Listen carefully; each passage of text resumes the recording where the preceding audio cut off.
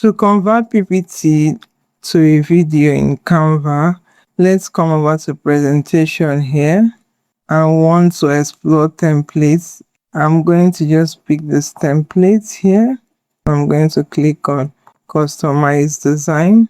If we come over to this arrow here and go over to autoplay and present, you'll see that this presentation has animation in them. I'm going to go out from this view. You want to customize the templates to make it your own.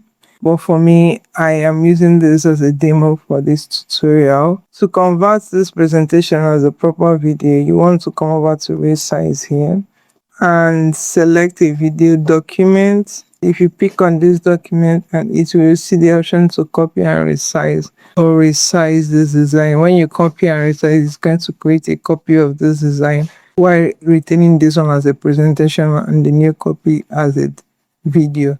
But if you just click on resize this design from presentation will turn into a video. Another way to do this is to click on share here and come over to download.